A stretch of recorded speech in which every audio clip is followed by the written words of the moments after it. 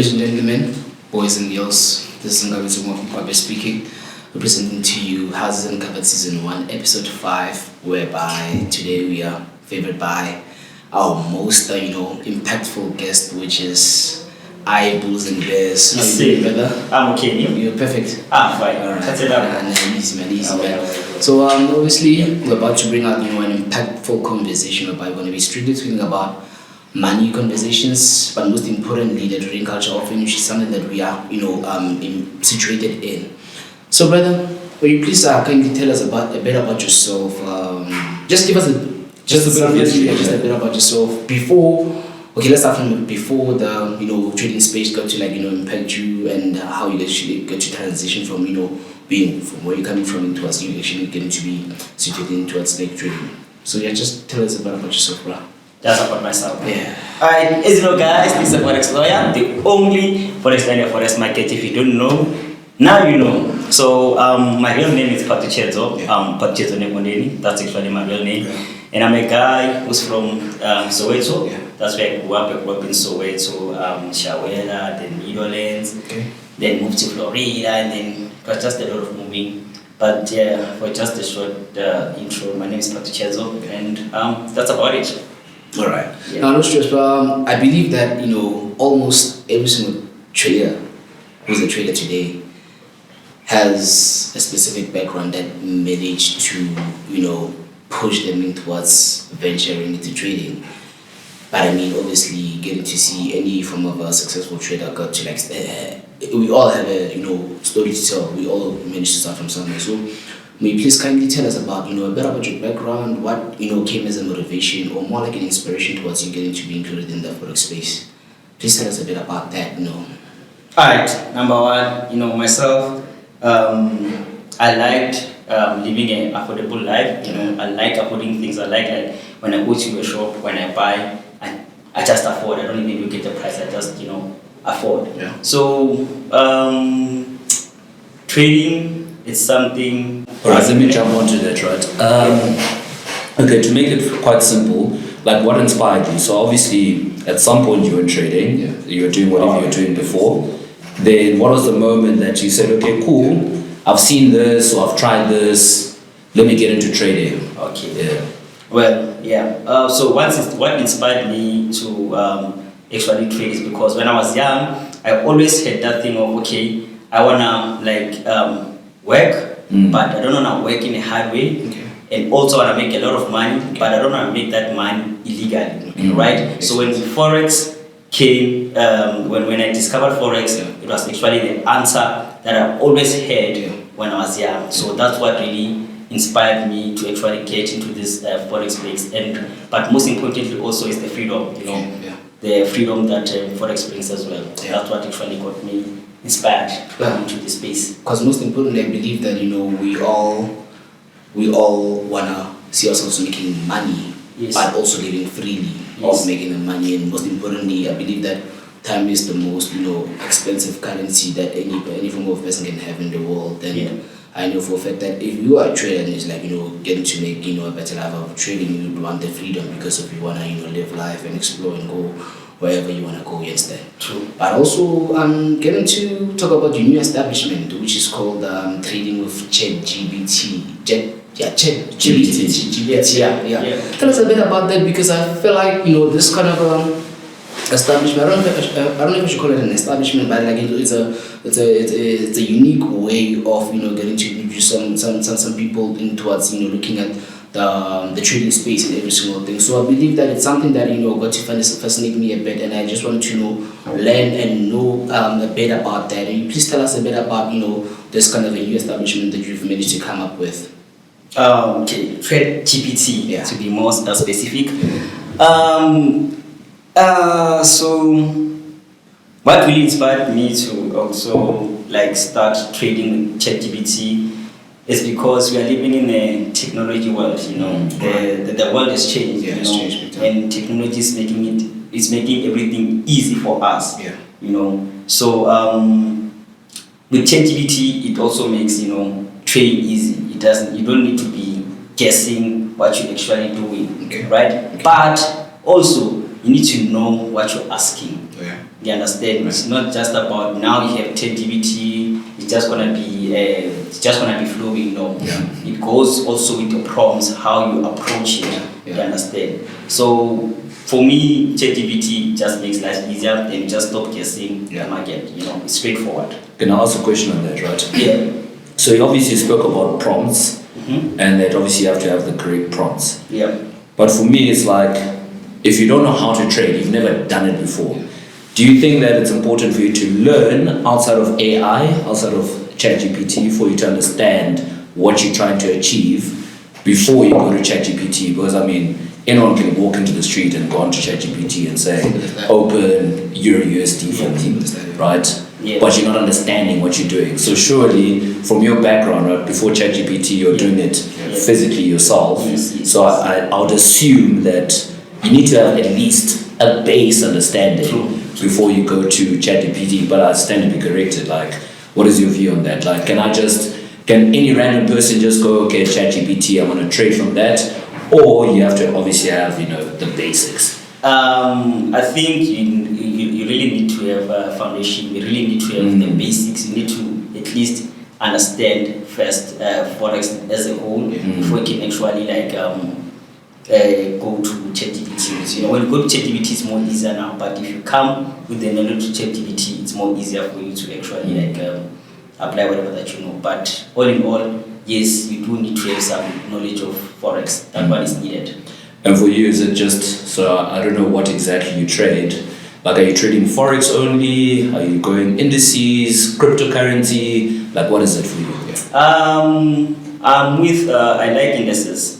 Indices and gold. That's okay, nice. Yeah. I only trade NASDAQ, US30, Germany 30, and gold. That's me. Currencies, I don't like it. Too much noise. Yeah, it's too much noise there. Is it? Okay, cool. So with that, obviously, while I was asking that question, obviously the fundamentals of trading are essentially the same depending on obviously whatever instrument that you are trading. The real reason of the question is that I can go apply obviously indices, gold, forex in itself, and still kind of use the same prompts for ChatGPT to help me. Yes. Okay. Yeah. You can actually apply forex, can be volatility, everything. And then why indices? What makes Indices, it more understandable for you? Indices, they don't have too much noise. When they move, they move. That's what I like about them. The volatility, basically. Yes. Yeah.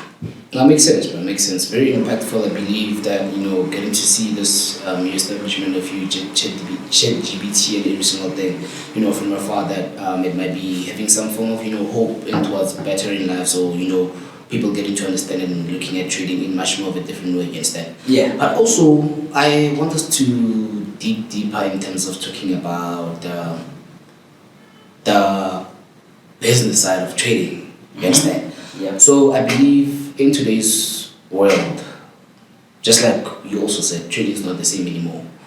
And we are more technical about a lot of things. Yeah. Trading, it's what it seems like, but it's not really what it seems like. So when I say the business side, I'm talking about, how we try to picture or paint the perfect picture about ourselves, but deeper than that, it's much more of a different story. Talking about how traders that are actually on the mainstream of trading today, they're actually trying to picture a specific profile about themselves, of in which when you're getting deeper in towards understanding them much more, it's not really the case might be. What do you really have to say about the industry getting to let me just talk about the flexing. Let me just talk about the beauty side of every single thing, but on the other hand, it's much more of a different thing whereby obviously I'd like to win customers, win clients, and win every single one just because of I'm picturing a specific lifestyle like this. What do you have to say about people showcasing cars, showcasing money, showcasing lifestyle, but deeper than that, there's a whole different picture, a whole different story about themselves. To maybe just get us to at least share a bit of some wise words about that kind of a thing, that kind of angle of us getting to understand how Trading is like the business side of trading today. Not to say traders are making money out of what they are actually, me getting to buy and sell and make profits and withdraw. The business side whereby I'm trying to build this specific lifestyle and definitely capitalize from the money that I make from clients, the money that I make from brokers and every single thing. What do you have to say about let me just say the scammer side of trading and quite simply I'm calling it the business side because people actually get to use that as the business. We're not trading for ourselves. We're actually making make business out of capitalizing from clients, maybe selling signals and mentorship and every single thing. What do you have to say? Because I believe that's what is taking over right now. Okay, one thing that I have to say about that is the business side of it. There's nothing wrong about the business side. That's number one, right? It becomes wrong when you start scamming people. When people pay you for the services and then you don't deliver, that's where it becomes wrong. But in terms of business, there's nothing wrong with that, and there's no shame in that. Yeah. You understand? If you're selling a course, sell it. It's business, right? People are coming for your knowledge. People are coming for your experience. Yeah. But the problem only becomes when you don't deliver on what you promised. Yeah. Yes, Makes that's sense. my take. Yeah. I think just to maybe dig deeper and clarify, I think the question is that obviously there is social media these days. There is many a broker out there. There are many traders, like yourself out there. Is that how do you differentiate between, for let's say a new trader, right, between someone showing a lifestyle of Lamborghinis, parties, champagne, etc., right? And he's a trader, right? And some people are truly, making cash, and really that is their real, life as it is. But there's also people on the other side where it's not. Maybe they're sponsored by the broker for the sake of the conversation. Maybe it's a marketing tool for from a broker perspective, right? Is that in that case, right? Let's say me, I've never traded. Cool. I see you, great. You're doing well. Cool. We know it's all legit. How do I then protect myself from the potential? I'm going to make money overnight, right? Because we know you gotta learn. It takes time. There's going to be a lot of losses before you get into the green, and there's going to be a lot of times where that vision that you're seeing, that you're chasing, might even not seem real, and even for the guy that's selling that vision, might not be real from time to time. So for me, it's like, how do we help those people to differentiate what is real and what's not real? I think that was the question. Okay, what is real and what's not real, right? I think as to how you can actually differentiate real from fake, I think the best way before you actually subscribe to someone's services, just check their track record first, and then also I think someone who's really making money from trading, it shouldn't be hard for them to produce a trading history. If you say you're making money and you say we should come learn from you, and then I want to protect myself and see that what you're doing is really what you're really doing. So just to protect myself and just to be sure, can I just let me just have some evidence, right? Have some evidence, you understand, of which is something that I do. I'm not scared to show trading history. If you want to see my trading history, I'm here to show you my trading history because I know what I'm doing is legit. So if someone is gonna shake along those lines, just know that red flag. This is a red flag. Right? Yeah. So I think that's how you can differentiate. Exactly. But for me, that's more of a leading question, right? I mean, we're all in the industry, and we've seen now that the FSC has been clamping down on, IBs, signals, etc. And from your perspective, do you think that is a positive thing that they're doing, or is that they're limiting the industry and people's opportunities? Like, what is your view on what the FSC is doing? I think it's positive. What they're doing is positive because now they are actually eliminating fake, and only the real will remain. So for me, I think it's a good thing. It's positive because now it's no longer easy also to scam. Exactly. Understand? Because now you know that there's Someone's watching. Exactly. Someone's watching. So- Back on those days, it was easy when the laws were not being very Enforced. But now that they're being enforced, it's good for ordinary people, because now only the will remain. Exactly, because I mean, from that point, was what is important for me is that yes, everyone is trying to make money. You know, you spoke about freedom in the beginning of the conversation, but also it's important to protect that guy that's also new in the industry, because maybe someone has potential, then they get into the industry or they start trading, but then they're following some person and you know things can go a bit left, and then maybe their dream can be shut down when they had so much potential because you know people didn't protect them and we were all selfish in our dealings, let's put it that way. So like I think it also goes back to the fact that you know for example I'm a new person. I'm seeing so much, you know, I'm having so much interest in trading, but like I don't know where to start. And I'm seeing this guy, man, I'm getting so much inspiration from him, but I don't know where to start, and I'm not even having that full information that he could be the rightful person, you understand? And I get too pressurized because of desperation and all of these kind of things, and I end up falling for a scammer, which is really, really painful because after the loss of me getting, I don't even, like, you know, you are the only one that understands how much it took for me to at least build up the subscription, subscription capital just to give that guy, you understand? So when it all goes back to down the drain, it's like, you know, then that's actually when we get to develop people saying that forex is a scam. You understand? So it's always important for us to get to like also most importantly protect, you know, new entrants, new people getting, you know, exposed to trading, because of what they are the ones that are, you know, leading what trading might even be tomorrow, you understand? Us getting to give them, you know, valid information about how trading works and how every single thing should be flowing, you understand? Because of what it's so easy for anybody to call for as a scam today, because of what you might end up being for, you know, you might end up seeing yourself fall for, you know, definitely a scammer, or you should just get to like, you know, categorize forex as a whole, you know, as a scam, but only you just fell for the business side of, you know, someone trying to make business out of trading, you understand? So on top of that, when speaking about the FCSA, you understand, do you think so far they are bound to also increase their measures in terms of, you know, limiting, you know, the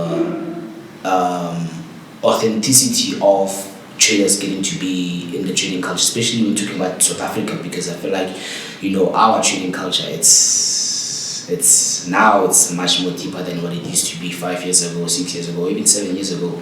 Do you think as time will be like moving, the FCSA will be like, you know, producing extra measures just to like, you know, limit, you know, scam basically? I think if the scamming still continues, then the FCA I think will be bound to introduce some laws that need to be enforced. Now, most importantly, I feel like, you know, it should be a thing whereby trading should be a safe space for people to be in, safe space for people to trade, not a thing whereby obviously, just like you also said, it's good when you're doing business, but make sure that, you know, you're doing business in a sense where you deliver the product to the person. You don't get to scam the person, you deliver what you say that you're going to deliver to the person. That's what trading should be like. It should be a safe space for anybody to enter, any person to exit, any person to, you know, have a good testimony out of, and every single thing, you understand?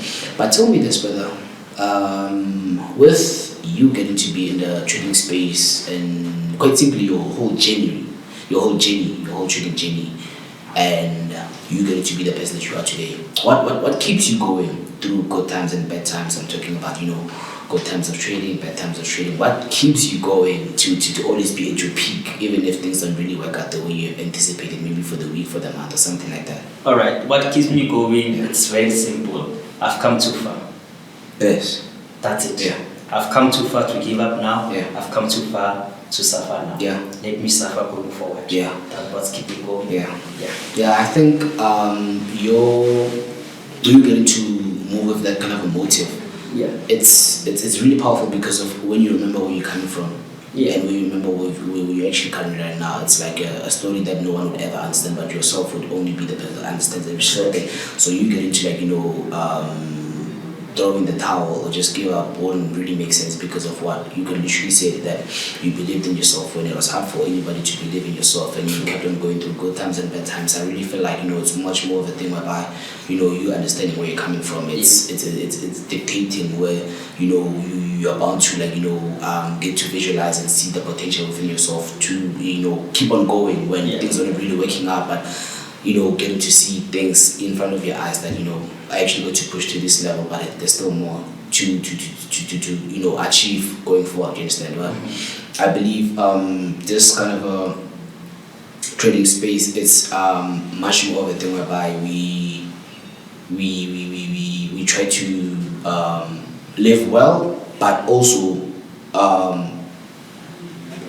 prioritize whatever that makes us who we are. You understand? Do you think, when talking about South African trading, you understand, a lot of, let me just ask you this simple question. Okay. Let me just ask you this simple question. When looking at our trading culture as SA, what do you think,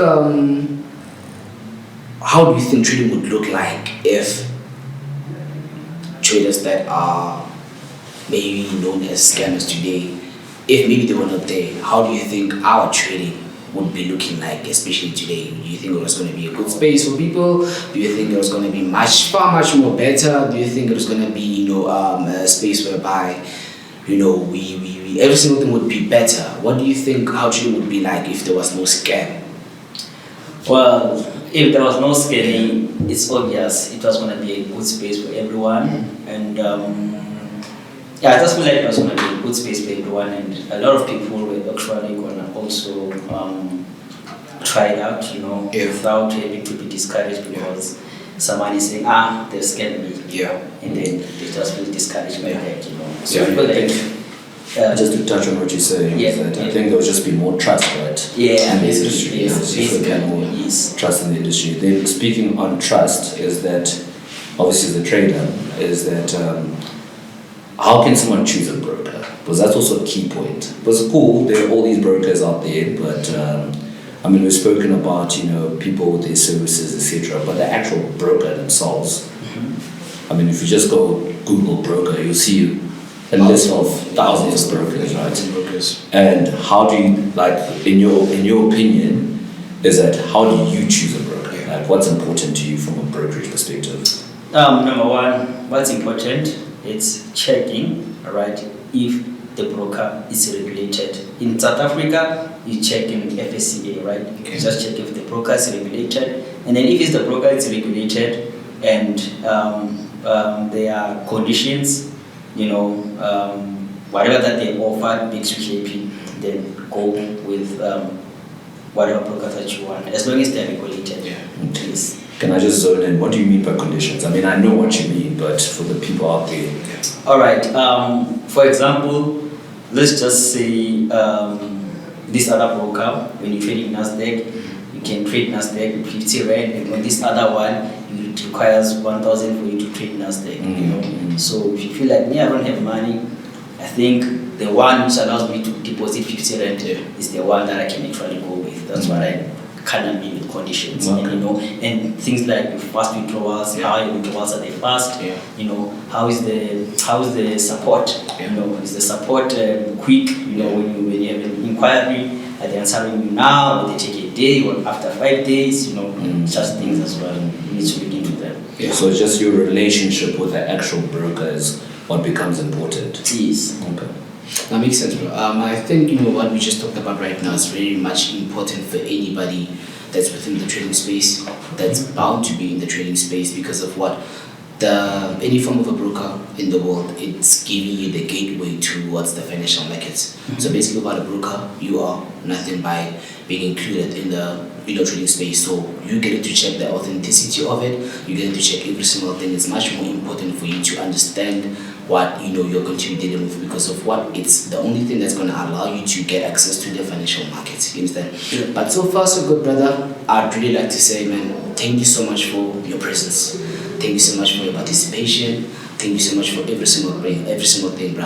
Where I believe that we managed to share some form of an impactful conversation, getting to talk about trading as a whole, the money side of every single thing, and also get to share a bit of some, wise words towards, all the people that are going to, or basically the audience, and also the people that might be looking up to you in every single thing, you understand? So, bruh, just gonna close it up right now. You understand? Beautiful people, I'd really love to say thank you for tuning in towards episode 5, whereby I'm sitting with my guy, ibulls.and.bears. You can go check it out. Go check him out on Instagram. You have Facebook, no? Yeah, He does have Facebook and every single thing. But most importantly, keep on staying tuned. Please do like, comment, subscribe, and make sure that you stay tuned for more that's yet to come. With me, it's Ungabezi Mkwape speaking, officially known as Hazard, and we're just closing it up right now. Thank you so much, and yeah. Cheers. That's all. Thank you, gentlemen.